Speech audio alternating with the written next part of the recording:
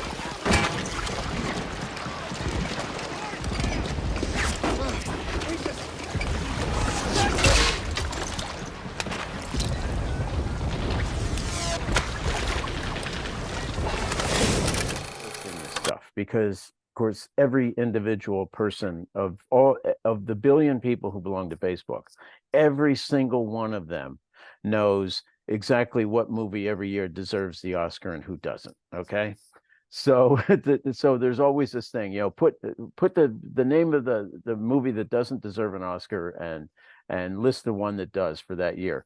And I knew I was going to see this. I didn't think it was going to be number one. Okay. But it was Shakespeare in Love doesn't deserve it. Saving Private Ryan does. Okay. Now, Saving Private Ryan is a tour de force movie. Yeah. But I saw it in the theater and I never wanted to see it again. I mean, I marveled at how great this movie was, but it's not a feel-good thing that I want to go back to. But, I mean, that was brutal. That movie was brutal. So if I'm flipping channels and I land on it, I'm not staying there. Okay.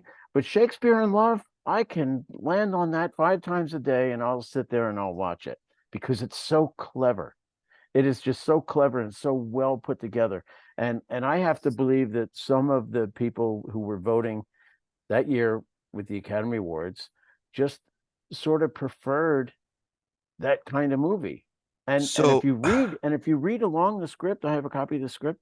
It is so clever. Tom Stoppard was so clever incorporating Shakespearean stuff, titles and themes and quotations and stuff interwoven into the dialogue of that movie everywhere, and it was just so clever. So when it won, and I'm not a big fan of Gwyneth Paltrow because we did Perfect Murder right before she did that movie, and I was not feeling well disposed of her at the time because she was a fucking pain in the ass. But it was a movie I would prefer to see. If I go to multiplex and they're doing a revival and they've got Shakespeare in Love here and Saving Private Ryan there, I am going. All right, let's stack a few sandbags up on this for a second. Okay, number one, I'm with you. I actually think Stoppard's a genius. Stoppard actually did some script doctor work on Sleepy Hollow. He's very clever. Milius was actually supposed to direct second unit on Saving Private Ryan, but couldn't because the Rough Riders got the green light. So he bounced to that opportunity. And I don't know if it was probably Terry Leonard. No, because I think Terry Leonard might have been on Rough Riders. So it may have been Vic Armstrong. I'm not sure who was second unit in Milius's place. But I agree with you. There's a couple of things about Saving Private Ryan I love. It's a fantastic movie.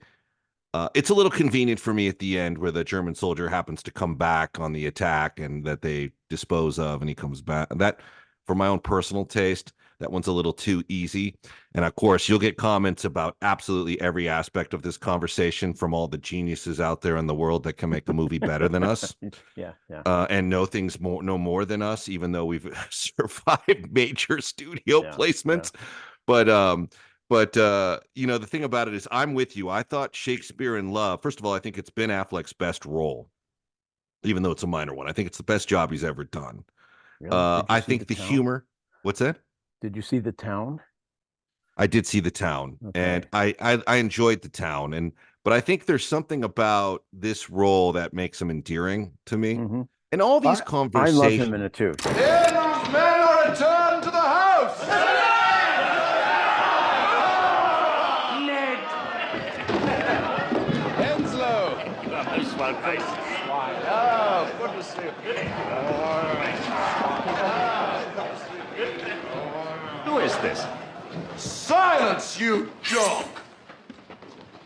I am Hieronymo. I am Tamburlaine. I am Faustus. I am Barabbas, the Jew of Malta. Oh, yes, Master Will. I am Henry VI. What is the play, and what is my part? One moment, sir. Who are you? I'm the money. Then you may remain, so long as you remain silent. Pay attention. You will see how genius creates a legend. Thank you, sir. We are in desperate want of a Mercutio, Ned. A young nobleman of Verona. Mm-hmm. And the title of this piece? Mercutio. Is it? I will play. Mr. Bell! Mr. Phillips! Welcome! Yeah, I mean, just to pump the brakes on the haters, all these conversations are opinion-based, based on our own walk through life. So, and it's all subjective. Every bit of it is subjective. But I thought I resisted seeing Shakespeare in Love because I thought the last thing I want in my life is a Shakespearean love movie. Well, the last thing I wanted with Gwyneth Paltrow, okay, because I had done her movie before. Well, I want that story, man. I want the Gwyneth Paltrow. So but the other thing too to remember. So real quick, the way I ended up seeing it is a friend of mine who was in the Academy actually had this is the days of VHS preview screeners. It was sitting on his coffee table. I had to pick him up at the airport. And so I was waiting and I just played it and I go, well, it's here. I'm going to play it for free. It was still in theaters. Yeah. I was totally blown away by it. And I did not want to be. I really went into it like opposing it. Like, I don't want to hear I'm not a Shakespeare fan. I know his place in the world and the reverence people have for him. But I was totally blown away by the wit, the comedy, the inspiration, the creative process. And the way characters came together, and looking back now, you can see why one of the reasons it worked so well is all of those British actors are phenomenal in their own spin-off TV series and all the things they've done.